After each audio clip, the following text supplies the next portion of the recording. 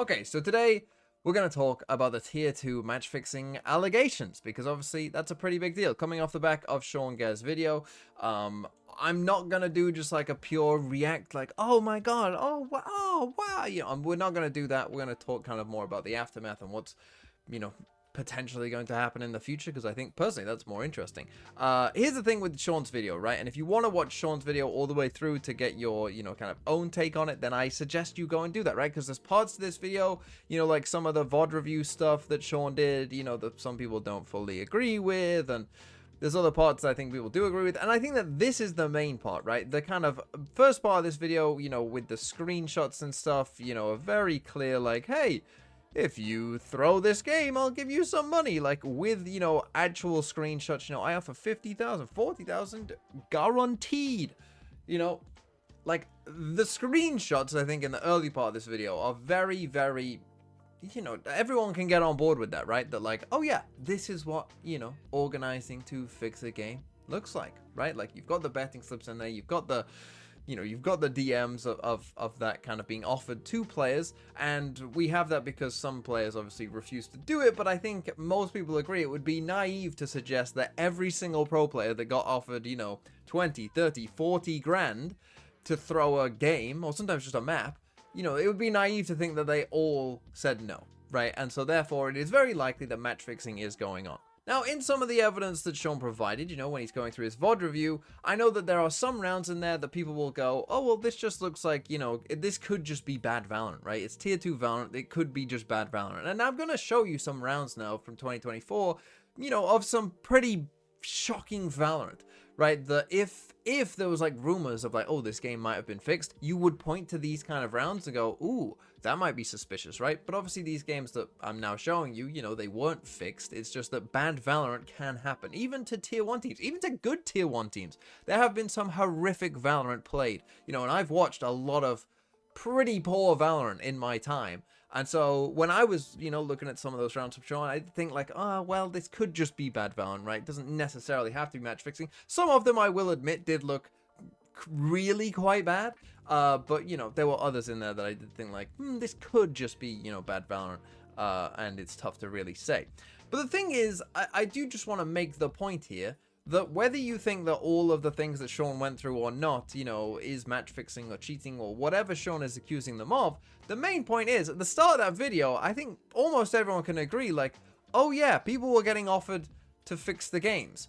And therefore, it's very likely that some of these games did get fixed. And therefore, none of what Sean then goes into kind of, like trying to pinpoint actual moments of it, none of that really matters from our perspective, right? From an outsider perspective, that shouldn't really matter that much to you. What should matter is that you think that some of these games have been fixed, and that's what matters, right? It's up to Riot to decide who was match fixing and where it happened and all that. That's Riot's job to figure all that out. We don't need to figure that out at all, right? We don't need to go accusing players and pointing the finger at everyone. That's up to Riot. And when Riot is finished with their investigation, they'll come out and tell us, what they think happened, right? But all we need to know is that it's very, very likely that some of these games, or potentially quite a few of these games, have had some level of match fixing involved in them. And so that brings me on to the main part of this video, the reason I wanted to make it, which is what do we actually do next, right? If most of us can agree that based on those screenshots, it seems exceedingly likely that there has been some games fixed in tier 2, what do we do, right? The first thing is, for Riot's investigation, it's obviously not going to be very easy, right? Like, figuring out, who is match fixing and when it happened and all of that, and trying to differentiate between, normal bad Valorant and fixed Valorant is not gonna be easy, as kind of, the reaction to some of Sean's video kind of shows, that people already are going like, I'm not so sure about that one, Sean, all that kind of stuff. That already shows you that it's gonna be pretty hard to definitely determine what's going on, because of course a team could be fixing a game, but again, that doesn't mean that everyone on that team is in on it, right? Really, again, I would say you only need 2 people to guarantee a result, right? If 2 people on a single team are in on it, they can guarantee that you lose a game. And that's what's going to make it difficult as well, right? Because again, you might look at teams and some of the results might be suspicious, and you might have some of the bet slips that kind of prove to you that that game was suspicious, but actually proving who was doing the fixing in that game, if you do believe it was, that's going to be a challenge for Riot. However, when it comes to the punishments for, whoever is deemed to have fixed these games, of course, I would suspect that Riot, like we see in a lot of kind of these cases where if things are kind of if it's a big case, right, often the kind of results of that are a little bit stricter in terms of the punishments. I wouldn't be surprised if that was the case here as well. Plus, if I was Riot, I would just have a simple, like, if you get caught match fixing, maybe you just get a lifetime ban. I think that's probably pretty fair. But again, you could say that that might be a little harsh because, again, it can be difficult to prove whether someone was match fixing. But even the case of, like, suspecting someone of match fixing, even throwing people's names out there, of course, can be pretty risky. Because if they are innocent and they were just having a bad game or whatever, that could significantly damage their career. But now let's think about what Riot is potentially going to do next, right? Because, again, most of us, I think, would probably agree that it seems like some level of match fixing has taken place. And so something needs to be done about it, right? And so what would you do if you were Riot? Well, there's a couple of things you could do, right? The first thing you could do is just say, like, oh, we're just going to carry on, right? We're just going to carry on, and whatever the results are, those are the results, and it is what it is, right? Which is a potential solution, I think, if you only think it's maybe like a team that was doing this, right? Like just one team, or just, like not many people involved, right? And it was kind of smaller scale. I think then you probably could get away with, just saying like, oh, we're just going to keep things as they are and move on, right? That I think would be possible. However, if, and it does seem like, at least from the, the rumors, that it is more substantial than that, and it's not just one team, and it is potentially multiple teams and multiple results, I don't really think you can do that at that point. I don't think you can just say, like, oh, we're just going to let the results stand as they are. Because, of course, then you just enter this muddy world of, like, well, this team threw against that team, but they didn't throw against us, and we lost to them.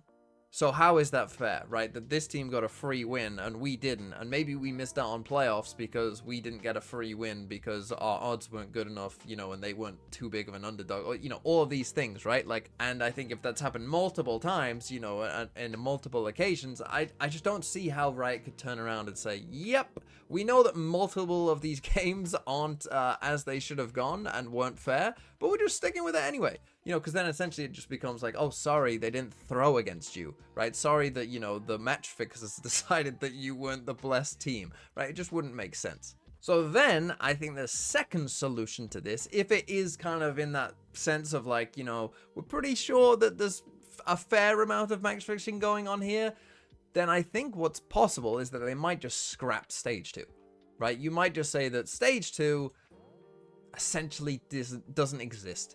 Right, because we can't verify, enough of these results and know that they are all true results, that we just have to kind of say, forget it, it's gone.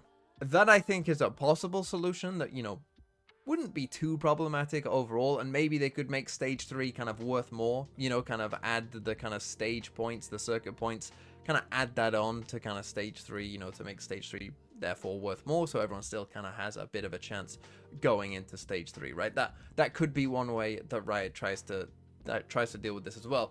The problem is for Riot is if they do their investigation and realize perhaps this was happening even before and into stage 1, then they have an even bigger problem, right? Then you get into the realm of, do you have to delete stage 1 as well?